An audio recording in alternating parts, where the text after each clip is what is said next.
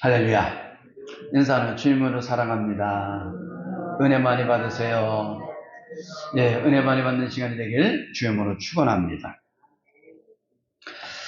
자, 우리가 빛의 자녀들의 삶이라는 제목으로 말씀을 전하고 있습니다. 우리가 예수 그리스도를 믿기 전에 우리 모습은 어떤 모습이었죠? 우리가 5장 8절에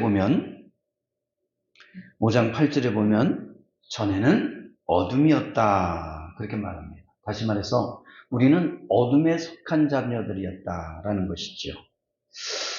그래서 우리가 어둠에 참여하며 살아가고 있었다라고 11절은 말합니다. 그러면 이 어둠에 속했다, 이 어떤 삶을 말하는 거예요? 이것은 우리가 예배서 2장 또한 4장에 보면 이런 말, 도둑질하고 음행하고 온갖 더러운 것을 탐하고 탐욕과 악의와 해방하는 것들, 이런 것들을 말하죠. 그래서 이것을 한마디로 말하면 우리가 4장 22절에 뭐라 그러면 유혹의 욕심을 따라 썩어져가는 구습이다, 그렇게 표현하고 있는 것을 볼 수 있습니다. 우리가 유혹의 욕심이라는 것은 우리를 뭐하게 만든다고요? 썩게 만든다는 거예요.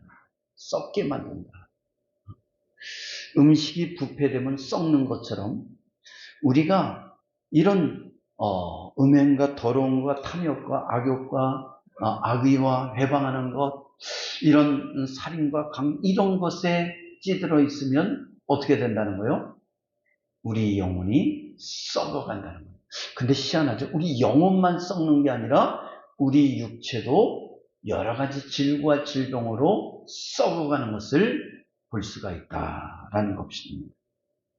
그래서 우리가 그리스도를 믿기 전에 우리 모습은 그리스도 밖에 거하였고 하나님도 없었으며 또한 이방인이었다 라면서 한마디로 말해서 뭐예요? 구원도 없고 천국이 소망도 없는 무가치한 뭐라는 거예요? 의인이요? 죄인이요? 죄인들이었다라고 바울은 그렇게 표현하고 있습니다. 그러면 예수 그리스도를 믿는 우리 모습은 어떻게 되었느냐? 지난주에처럼 8절에 보니까 뭐예요? 이제는 주 안에서 빛이 되었다라는 거예요. 어둠에 거했던 우리가 그 어둠에서 나와서 주님 안에서 빛이 되었다. 그래서 정녕 빛이 되었으니까 빛의 자녀들이 되었다라는 거죠. 빛의 자녀들이 되었기 때문에 너희들은 어두운 삶을 살지 말고 빛의 자녀들처럼 행하라, 살라, 그렇게 우리에게 명령하고 있는 것을 볼 수가 있다라는 겁니다. 자, 그래서 빛의 자녀들이 삶은 어떤 삶이냐? 그 열매를 맺어야 된다는 거잖아요. 그럼 빛의 열매가 뭐라 그랬어요? 빛의 열매가 뭐죠? 9절 보니까 모든 착함과 의로움과 진실됨이다. 이게 빛의 열매예요. 다시 말해서 빛의 열매는 무슨 열매예요? 성령의 열매죠. 성령의 열매. 그것은 성령 열매 9가지 열매. 뭐가 있죠? 자, 우리 한번 같이 암기해 봅시다. 사랑과 실학과 시작. 사랑과 실학과 화평과 오래 참음과 자비와 양성과 온유와 충성과 절제. 할렐루야. 안 외워지지요? 아는데 이거 단어 하나하나 하려면 근데 자꾸 하면 돼요. 사랑과 실학과 화평과 오래 참음과 자비 양성과 충성과 온유와 절제. 근데 이게 그냥 이 단어가 내가 암기하고 있는 것과 암기하지 못한 것과는 전혀 달라요. 왜냐면 암기하고 있으면 이것이 자꾸 묵상이 되거든요. 그래서 이것이 자꾸 입에서 읊조려져요. 그래서 성령의 열매가 이런 거구나 라는 것을 묵상하다 보면 내가 그 성령의 열매에 벗어난 거 있으면 어떻게 되죠? 회개하게 되고 나를 다시 한번 추스리게 되고, 할렐루야. 그런 역사들이, 그런 내 마음을 다시 추스리는 그런 계기가 된다라는 거죠. 그러나 정녕 내가 이 성령의 열매에 대해서 모르면 아예 생각조차도 안 하게 돼요. 생각조차도 안 하게 된다는 거예요. 그래서 자꾸 하나님의 말씀들을 뭐 하는 거예요? 묵상하고 암기하고 그리고 그것을 자꾸 읽을 수 있는 은혜가 있길 주님으로 축원합니다. 그래요. 근데 오늘 본문은 자 성령의 이 열매가 맺혀지는데 빛의 열매를 맺혀지는데 이 빛의 자녀의 삶에 대해서 또한 세 가지로 말하고 있는 것을 보게 됩니다. 첫째는 뭐냐면 하나님을 기쁘시게 하라는 거예요. 뭐 하게 하라고요? 하나님을 기쁘시게 하라. 우리가 10절을 한번 읽어봅니다. 시작. 주를 기쁘시게 할 것이 무엇인가? 시험하여 보라. 다시 말해서 주를 뭐 하게 하라는 거예요? 기쁘게 하라.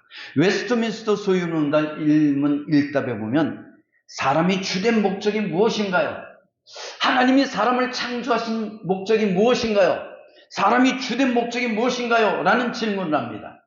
거기에 대해서 뭐라고 답하냐면 사람이 주된 목적은 하나님을 영원하게 하는 것과 영원토록 그분을 즐거워하는 것이다. 할렐루야. 그러니까 사람이 목적이 뭐냐? 사람을 하나님께 창조한 목적이 뭐냐? 사람이 이 땅에 살아가는 목적이 뭐냐? 라고 그럴 때 한마디 말해서 하나님을 영원하게 하는 것이다.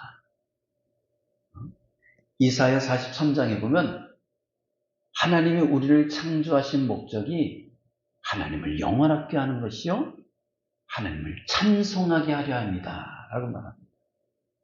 다시 말해서 우리가 하나님을 기쁘시게 하는 삶인데 그 삶은 이 소유문답에서 뭐라고 얘기하냐면 영원토록. 언제까지요? 잠시 기쁘게 하는 것이 아니라 영원토록 기쁘게 하는 것이다. 영원토록 즐거워하는 것이다. 그러니까 하나님을 인해서 하나님을 기쁘게 할 뿐만 아니라 하나님을 인해서 하나님의 백성들이 뭐 하는 거예요? 즐거워하는 거예요. 영원토록. 그러니까 하나님과 같이 기뻐하며 즐거워하며 행복한 삶을 살아가는 것. 그러니까 하나님을 떠나서의 삶이 아니라 하나님과 함께 더불어 기뻐하며 즐거워하는 삶. 이게 뭐예요? 이것이 바로 하나님께서 우리 인간을 창조하신 목적이다. 그래서 바울 역시도 뭐라고 말하겠어요? 주를 기쁘게 하라. 그렇게 말하고 있다는 겁니다. 여러분, 우리가 역대상 22장에 보면 다윗이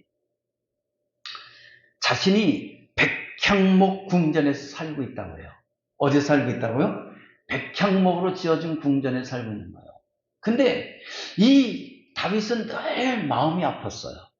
나는 백향목 궁전에 살고 있는데 하나님의 언약궤는 어디에 있다는 거예요? 성소에, 성막에 거하고 있다. 이것이 늘 불편했어요. 그래서 하나님을 위해서 이 성전을 지어드리기를 원했어요.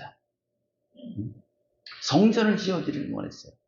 그래서 이 역대상 22장에 보면 이 다윗이 하나님의 성전을 짓기 위해서 이 석수들을 불러다가 돌을 다듬게 하는 것을 보게 됩니다. 그러니까 성전을 짓기 위해서는 큰 돌들을 다듬어서 어떻게 해요? 쌓아 올려야 되잖아요. 그래서 이것을 다듬게 합니다. 뿐만 아니라 수많은 놋들을 모으기 시작합니다. 왜냐하면 성전을 짓는데 놋들이 필요했기 때문에 그래요. 뿐만 아니라 백향목 나무들을 모아들였어요. 그런데 어느 날 하나님께서 이 다윗에게 말씀하십니다. 다윗아, 네가 나를 위해서 성전을 짓는 것을 내가 기쁘게 생각한다는 거예요. 그러나 너는 전쟁을 인해서 너무나 피를 많이 흘렸기 때문에, 네 손에 너무나 많은 피를 묻혔기 때문에 네가 찢지 말고 평화의 사람, 바로 너희 아들 솔로몬을 통해서 성전을 짓기를 원한다 라고 다윗에게 말해요. 자, 어떻게 보면 뭐 할 수 있어요? 섭섭할 수 있잖아요. 인간적인 관점에서.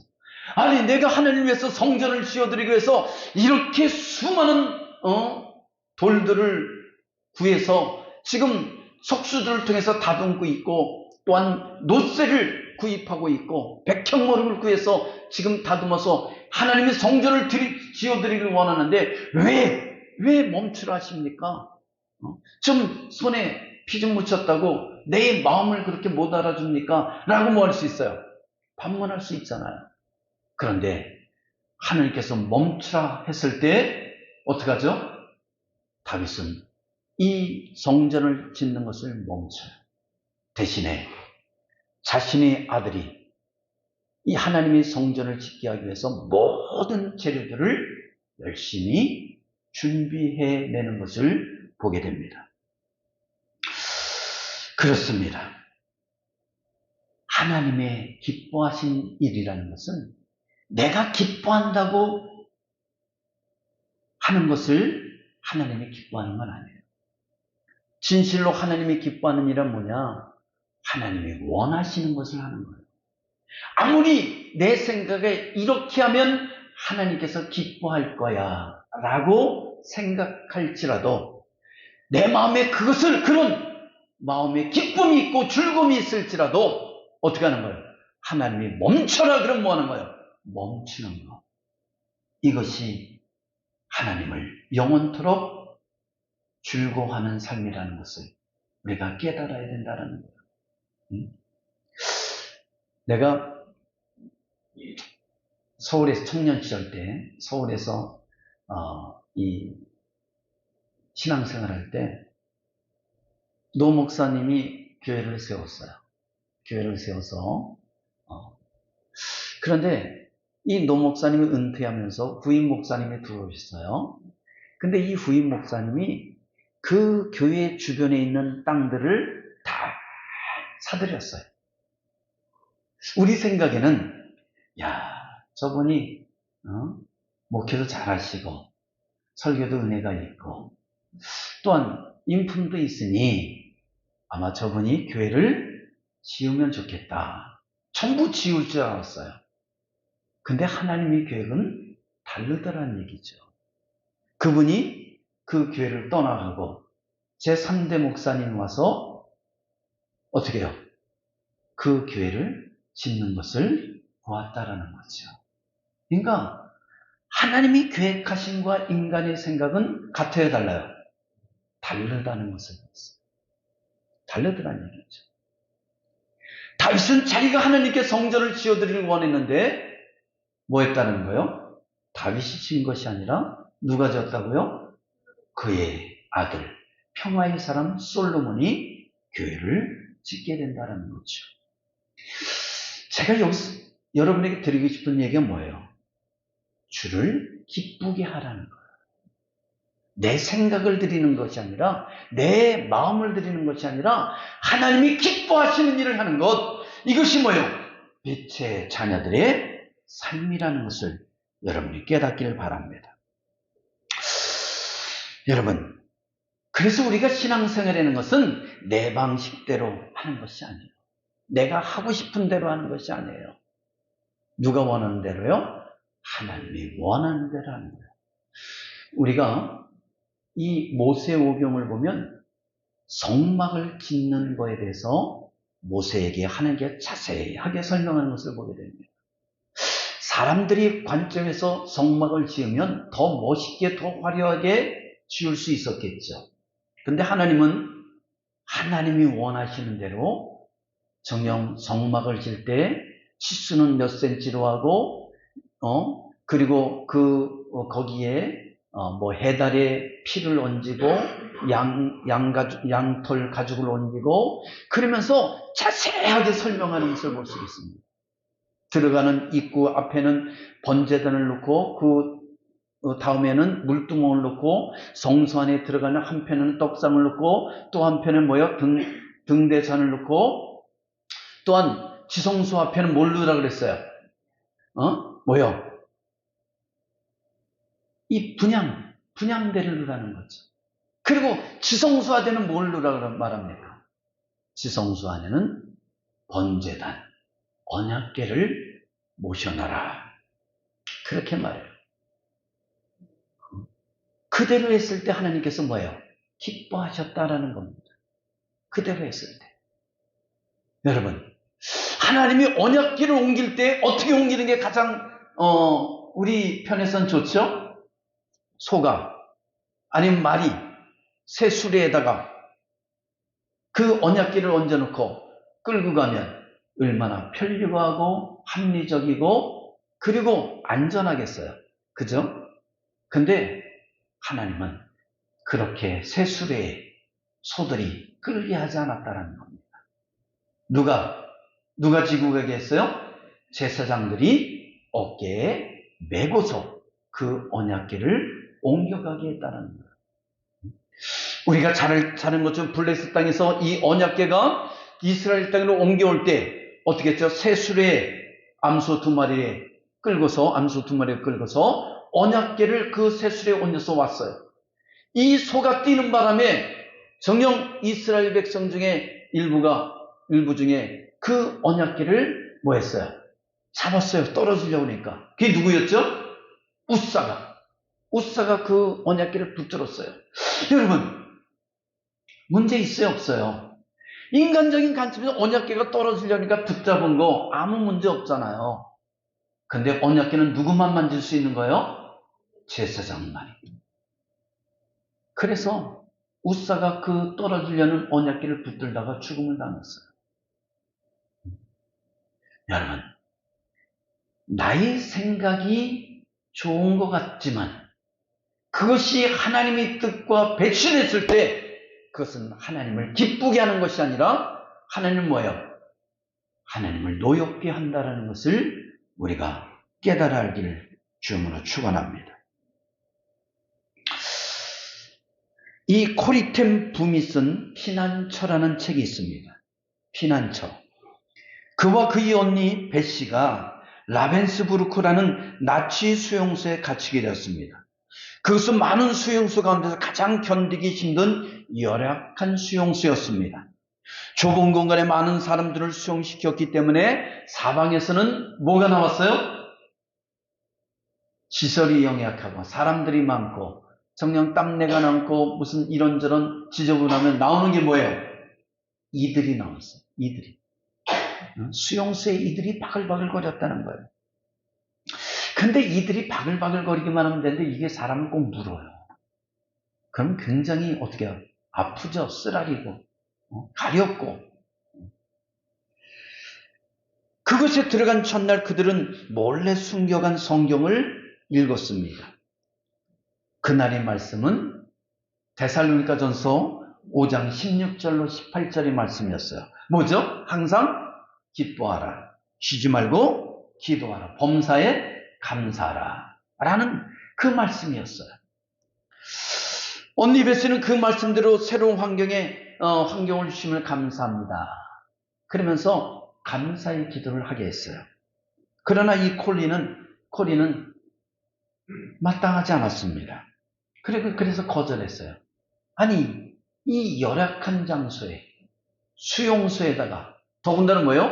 이 열악한 장소, 더군다나 이들이 버글버글거리는 이곳에 우리가 들어왔는데, 거기에 수용당했는데, 거기에 감금당했는데, 감사할 것이 있어요, 없어요? 감사할 것이 없더라는 얘기죠. 그래서 어떻게 합니까? 그래서 감사하기를 거절했습니다. 그러나 이 베시 이 언니의 설득에 코리는 마침내 감사의 기도를 드리게 됩니다. 그리고 몇 달이 지났습니다. 이상한 것은 그들이 성경 공부를 하고 조용조용 기도를 하고 조용조용 찬송을 부르는데 그때 몇 달 정도 됐으면 어떻게 해요? 이 간수들에 의해서 발각됐을 될 수도 있음에도 불구하고 발각되지 않은 거예요. 나중에 그 이유를 알았는데, 그 이유는 이 간수들이 그 수용소 안으로 뭐 한 거예요? 들어오질 않은 거예요. 이유가 왜 그랬냐? 이들이 너무 많기 때문에 그 수용소 안으로 들어오다 보면 이들이 자기한테 옮겨서 자기들이 고통받을까봐 아예 이 죄수들이 있는 그 수용소 안으로 들어오지를 않았기 때문에 이들이 자유롭게 뭐 할 수 있었다는 거예요? 성경 공부를 할 수 있었다는 거죠. 기도할 수 있었다는 거죠. 여기서 뭘 느낄 수 있죠? 비록 몸은 괴롭고 힘들고 그리고 열악한 환경 속에 어려움이 있지만 영혼은 마음껏 하나님을 찬양하고 기도하고 예배할 수 있는 그런 환경이 조성되었다라는 것이지요. 여러분, 열악한 환경을 탓하지 마세요.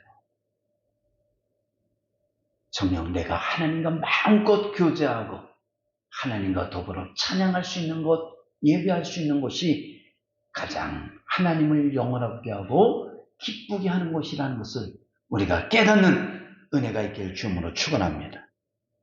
그래서 로마서 14장 18절은 그렇게 말합니다. 우리가 살아도 주를 위해서 살고 죽어도 주를 위하여 죽나니 그러므로 사나 죽으나 우리가 주의 것이로다 라고 바울은 고백하고 있습니다.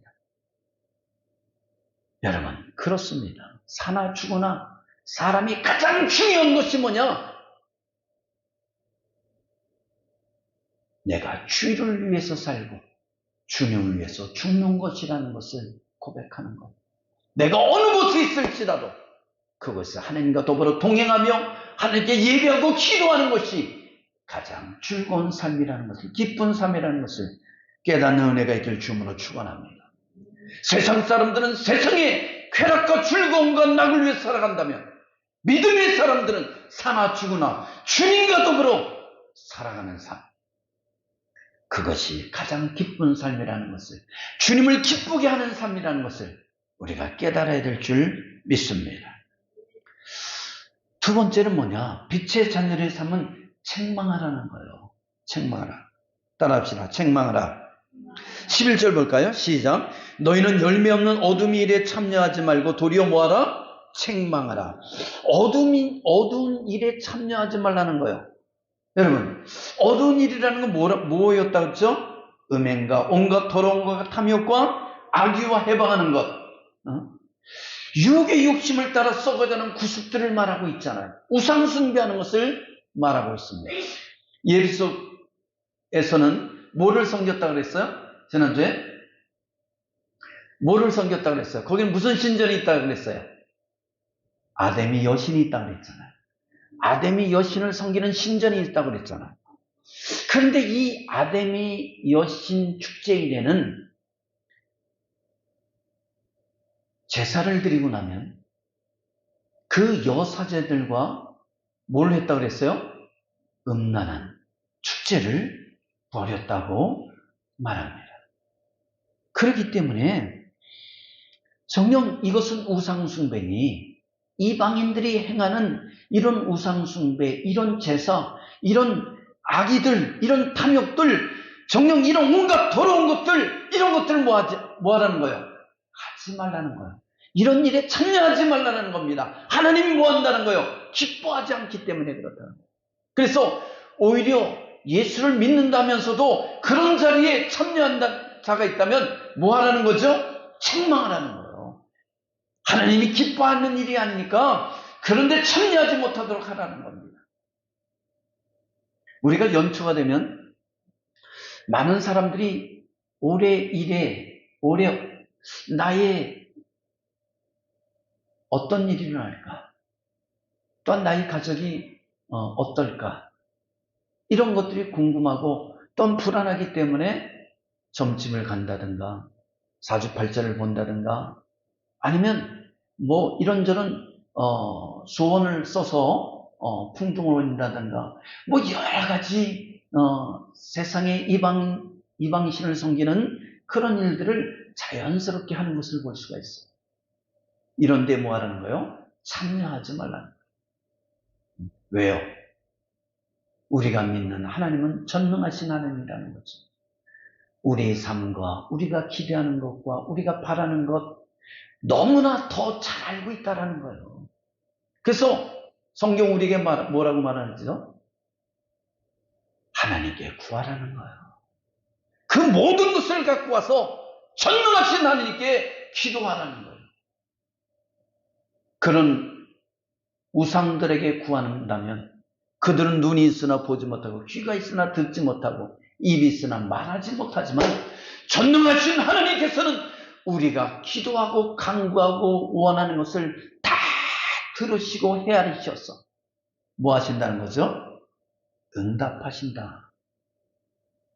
그래서 전능하신 하나님께 우리가 소원하는 것들을, 기도하는 것들을 하나님께 아뢰는 은혜가 있길 주님으로 축원합니다.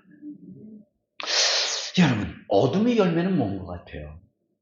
어두운 곳에, 깜깜한 곳에 식물을 놔보세요. 그러면 햇빛을 보지 못하기 때문에 그들은 누렇게, 이파리가 누렇게 뜨고서 나중에는 어떻게 하죠? 시들어가고 끝내는 뿌리째 말라 죽는 것을 볼 수가 있습니다. 사람도 마찬가지예요. 어두운 곳에 있다 보면 비타민 D가 부족해서 골다공증에 걸리고 그리고 결과로 뼈가 잘 부러질 수도 있고 또한 무기력증과 우울증에 피로감과 또한 섬유근육증, 근육통, 만성질환 등을 앓을 수 있다는 겁니다. 우리가 잠을 자기 위해서 어둠이라는 건 필요합니다.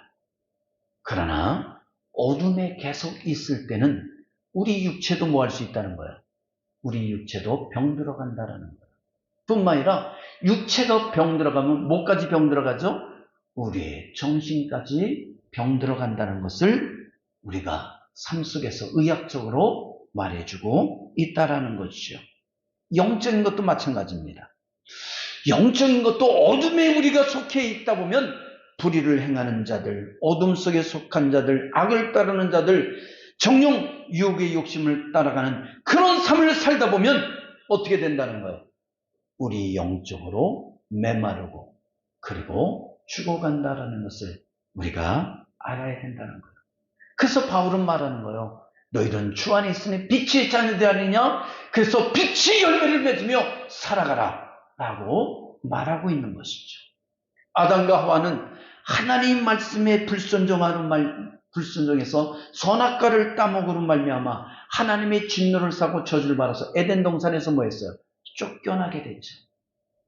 여러분, 하나님의 말씀에 불순종하는 것, 이게 뭐예요? 이게 어둠의 삶을 살아가는 거예요. 우리가 하나님 말씀을 벗어나서 살아가는 것, 이게 다 뭐예요? 어둠에 살아가는 것이라니까요. 우리가 마태복음 24장에 보면 노아 시대에 대해서 설명하고 있어요. 홍수전, 노아가 방주에 들어가던 날까지 사람들이 먹고 마시고 장가들고 시집갔더라.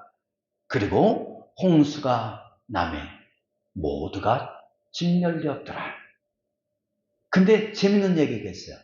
다 멸하기까지 이들은 깨닫지 못하였더라. 정녕 홍수로 인해서 다 멸하기까지 뭐하지 못했다고요? 깨닫지 못했다고 말합니다. 어둠 속에 속한 자들, 자신들이 무지하다고 무슨 죄를 짓고 있는지 그리고 잘못을 하고 사는지도 알고 있다는 건 모르고 있다는 거예요. 모르고 있다는, 무슨 죄를 짓고 있고 내가 무슨 잘못을 하고 있는지 모르고 살아가고 있다는 거죠. 이게 참 문제지. 여러분, 예수 믿는 사람들은 늘 말씀을 듣고 읽고 있기 때문에 내가 어떤 잘못된 길을 걸어가면 내 양심이 말을 해요. 아, 이거 하면 안 되는데, 이거 걸어가면 안 되는데, 양심이 얘기하잖아요. 성령께서 내 안에서 말씀하시거든요. 그런데요, 세상 사람들 보세요. 죄를 짓고 있음에도 불구하고 내가 무슨 죄를 짓고 있는지를 모르고 있다라는 겁니다. 모르고 있다는 거예요. 미국의 도로시 라탈락 박사가 있었습니다. 그는 2년 동안 템플 뷰엘 대학에서 록뮤직에 대해서 이 연구를 하고 있었어요. 이 록뮤직을 락이라고 그러죠. 락뮤직. 이것을 식물에게 들려줬다고 합니다. 식물에게 이 락뮤직을 들려줬어요. 지속적으로 하루에 3시간씩 이 록뮤직을 들려줬더니 한 달도 못 가서 끔찍한 결과가 나왔다고 합니다. 어린 호박에 주름살이 생기기 시작했대요. 어린 호박이 뭐가 생겼어요? 주름살이 생겼어요. 여러분, 어린 호박은 탱탱해야죠. 그런데 한 달 동안 이 락 음악을 들려줬더니 주름살이 생겼다는 거예요. 토마토는 납작하게 둥글둥글하고 탱탱해야 되는데 납작해지고 옥수수는 구부러져 버렸다라는 겁니다. 이게 뭐예요? 식물도 사단 음악을 들었더니 정녕 그 형태가 엉망이 되고 찌그러지고 볼품 없어지고 흉측해지는 것을 볼 수가 있다는 거죠. 반면 왈츠와 세레나데의 찬송을 들려준 식물들은 생기를 띠었고 싱그럽게 자라났고 열매를 알차고 윤기 있게 맺었다라는 것입니다. 여러분, 식물도 그래요. 식물도 듣기 좋은 것을 들려주면 그들에게 신선한 것을 들려주고 정녕 생명의 음악을 들려주면 그들이 어떻게 해요? 싱싱하고 싱그럽게 성장하고 좋은 열매를 맺지만 정녕 그 영혼을 피폐케 하는 음악을 들려주면 그 식물들도 뭐예요? 찌그러지고 흉측해지고 구부러진다는 겁니다. 하물며 사람들에게 어떤 음악을 듣냐에 따라서 그 영혼이 맑아지고 그 영혼이 생기가 있게 된다는 거예요. 찬양을 들려주고 세레나데를 들려주고 정녕 그런다면 사람들의 영혼이 맑아지는 역사가 일어난다는 거예요. 그러나 사탄 음악을 들려주면 어떤 일이 일어납니까? 그 사람들이 정녕 분노하고 날카로워지고 돌격적이 되고 그리고 사람에게 해코자 하는 그런 분노가 일어나는 것을 볼 수가 있다는 거죠. 요즘 젊은이들이 우리가 삶 속에서 보면 정녕 무차별적으로 그렇게 자기 분노를 표출하는 것을 볼 수 있어요. 왜 그러죠? 그들은 웹툰 만화 같은 데서 폭력적인 것을 자주 봐요. 뿐만 아니라 게임에서 정녕 상대방을 너무나 쉽게 차고 박고 그리고 찌르고 자르고 하는 게임들을 하게 된다는 거예요. 근데 이것이 그냥 잠시 하는 것이 아니라 이 게임에 빠지면 한 번 빠지면 어떻게 돼요? 몇 시간씩 어떤 사람은 몇 날 며칠을 밥도 안 먹으면서 한다라는 겁니다. 이러니 그 영혼이 피폐해질 수밖에 없잖아요. 그렇기 때문에 우리는 그런 잘못된 길들에 대해서 뭐 해야 된다는 거요? 책망해야 된다는 겁니다. 책망할 줄 알아야 된다. 훈계할 줄 알아야 된다는 거예요. 그냥 요즘 젊은 부부들 보면 자녀들이 어린아이들이 잘못하고 있는데도 불구하고 옆에서 어른들이 그 공동전처에 뛰면 안 된다. 그건 뭐라 그런다고요? 왜 남의 자식 꾸중하냐고. 기죽게. 뭐 줄게요? 기죽게. 왜 남의 자식을 기죽이게 꾸중하냐고 하면서 오히려 막 대든다라고 하잖아요. 여러분, 이거는 그 자식을 훈계하고 책망해야 되는데 오히려 그 길을 살린다는 명목으로 잘못된 것을 두둔한다는 것은 그 자식을 뭐 하는 거예요? 죽이는 행동이라는 것을 우리가 알아야 된다는 겁니다. 그 잘못된 교훈은 잘못된 가르침은 어둠에 들어가게 하고 그 어둠에 빠진 자녀들은 다시 그 어둠에서 나오기가 쉬워요, 어려워요? 어려워진다는 것을 알아야 돼요. 이번에 중학생뿐이 안 된 아이가 모 의원을 쫓아가서 뭐 했어요? 돌멩이로 십수 차례를 가격했잖아요. 이유는 정확하게 알 수 없지만 분명히 폭력적인 것에 얘는 길들여져 있는 것이다. 그런 애라는 것을 알 수가 있다라는 겁니다. 사람이 분을 발할 수 있어요, 없어요? 있죠. 화가 날 수 있어요, 없어요? 있어요. 화를 못 내는 것도 그것도 문제가 심각한 거예요. 화를 낼 수 있어요. 그러나 사람은 뭐 할 줄 알아야죠? 분노를 다스릴 수 있기 때문에 사람인 거예요. 할렐루야.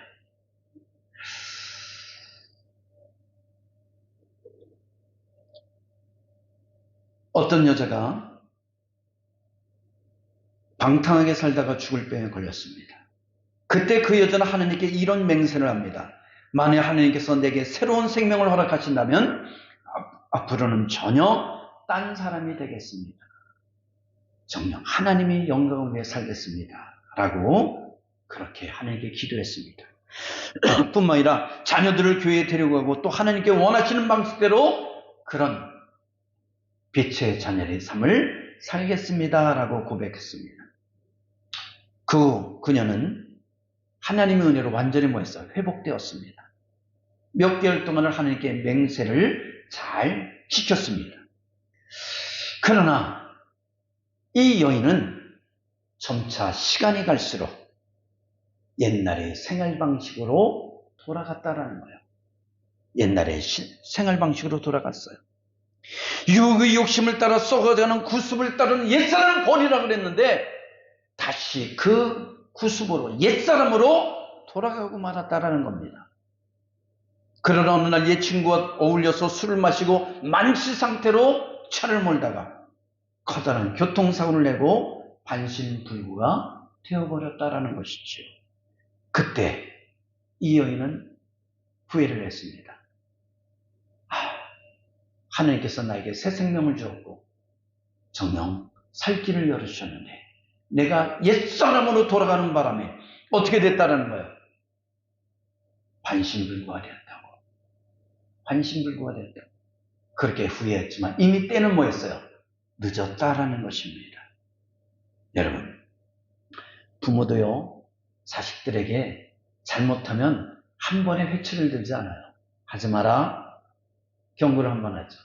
또 하면 하지 말라니까 그건 나쁜 거야. 하지 마. 그렇게 세 번, 네 번에다 안 들면 어떻게 해요? 그때 회초리를 때려요. 하나님도 우리가 잘못됐을 때 하나님도 무조건 한 번에 회초리를 들지 않습니다. 경고하지, 하지 마라. 그 하지 말라니까.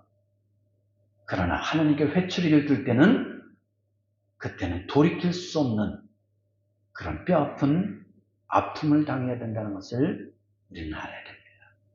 이스라엘 백성들이 하나님께서 우상을 숭배하지 말라고 혼합주의에 빠지지 말라고 그렇게 누누이 경고하고 또 했음에도 불구하고 그들이 하나님의 그 명령을 무시하고 하나님의 훈계와 책망을 외면하고 살다가 끝내는 인생의 채찍을 들었는데 그것이 뭐였죠? 바벨론이라는 나라를 들어서 이스라엘을 때렸다는 거죠. 그 결과는 뭡니까? 70년 동안을 포로 생활하는 뼈아픈 고통을 당하는 것을 볼 수가 있어요. 여러분, 하나님께서 어두운 곳에 가지 말고 정녕 어두운 일에 참여하지 말고 빛의 자녀롭게 살려고 말씀하실 때 그렇게 우리에게 훈계하고 책망하실 때 그 말씀을 귀담아 들을 수 있는 은혜가 있길 축원합니다. 그래서 잠언 29장 1절에 이렇게 말합니다. 자주 책망을 받으면서도 목이 곧은 사람은 갑자기 패망을 당하고 피하지 못하리라. 자주 책망을 받으면서도 목이 곧은 사람은 패망을 당한다라는 거예요. 누가 목이 곧았죠? 바로가. 애굽의 왕 바로가 목이 곧았잖아요. 그 결과는 자기 하나님이 10가지 재앙을 통해서 최종 재앙, 장자의 재앙을 통해서 그 아들을 치잖아요. 여러분, 하느님 앞에 목이 곧은 자가 아니라 하나님께서 말씀하시면 아멘 하는 은혜가 있길 주님으로 축원합니다. 끝은 뭐냐? 영적인 잠에서 깨어나라는 거예요. 14절 봅니다. 14절 시작. 그러므로 이르시기를 잠자는 자여 깨어서 죽은 자들 가운데서 일어나라. 그리스도께서 너에게 비추이시리라 하셨느니라. 그래요. 빛의 자녀들은 영적인 잠에서 깨어나야 되는 거예요. 사망의 잠에서 깨어나서 영적인 삶을 살아가야 된다는 것을 말하고 있다는 겁니다. 우리가 사사시대에 유명한 사사가 있죠. 힘센 사사. 누굽니까? 삼손이에요. 삼손. 삼손은 어떤 사람으로 태어나냐면 나시린으로 태어났습니다. 머리에 삭도를 내지 않고 3가지의 법규가 있어요. 나시린이 지켜야 할 것. 머리에 삭도를 내지 않고, 또한 독주, 술을 마시지 않고, 셋째는 뭐예요? 부정한 것을 먹지 않는 거예요. 부정한 것을. 그래서 하나님께 드려졌다는 거예요. 구별된 자들이라는 거예요. 너는 구별된 자니까 하나님께 구별된 삶을 살라고 나시린으로 그렇게 삼손이 태어났어요. 그런데 삼손이 구별된 자인데 구별된 삶을 살았어요? 안 살았어요? 안 살았어요. 지멋대로 살았어요. 술을 좋아했습니다. 술에 빠져 살았어요. 뿐만 아니라 뭐에 빠졌죠? 여자. 유명한 여자가 있죠. 누굽니까? 드렐라. 그래서 주색에 빠져 살았던 것을 우리가 성경을 통해 알 수 있습니다. 이 삼손이 얼마나 힘이 셌는지 아세요? 정녕 사자를 염소 새끼를 찢듯이 그렇게 찢어 죽였어요. 사자를. 사자가 달려들면 그 입을 딱 잡고 찢어 죽였다니까? 여러분, 얼마나 힘이 센 거예요. 저는 사자가 이렇게 서 있는 걸 봤는데 그 유리막 하나 사이로 오금이절이더라고. 근데 그 사자가 달려오는데 어떻게 해요? 잡아가지고 입을 찢어서 찢어 죽였어요. 그러니 겁도 없고 힘도 너무 났어요. 그러니까 아나무인격으로 사는 거죠.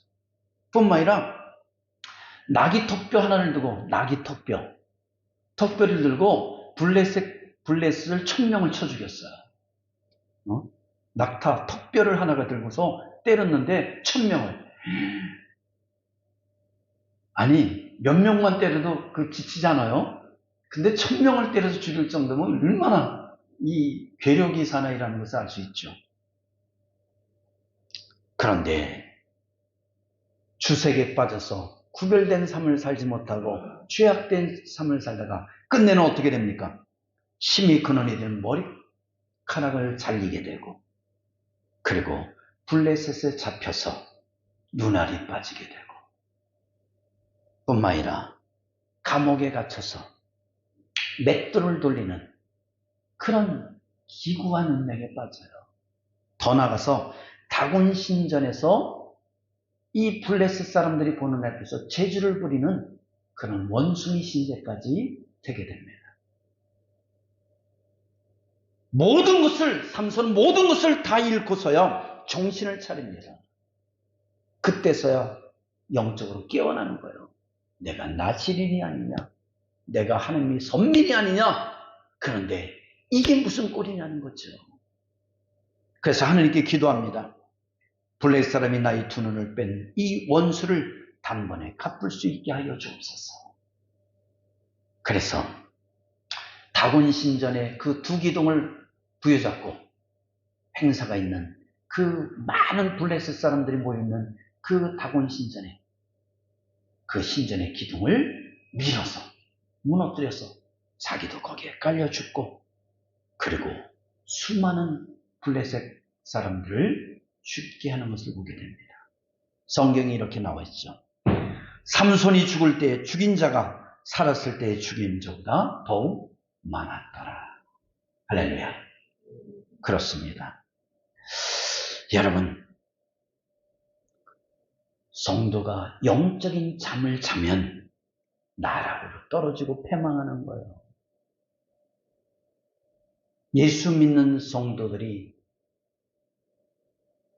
영적인 잠을 자면 삼손처럼 구별된 삶을 살지 못하고 세상적인 삶을 살다가 끝내 패망하게 된다는 겁니다.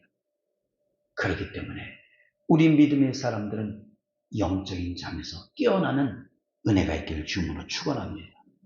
영적인 잠에서 깨어날 때 우리는 하나님을 기쁘게 하는 삶을 살 수 있고 빛의 자녀의 삶을 살 수 있게 된다라는 것이죠. 그래서 우리 광민의 성도는 새해는 빛의 자녀로서 빛의 자녀답게 살아가는 그런 은혜가 있기를 주님으로 축원합니다. 축원합니다.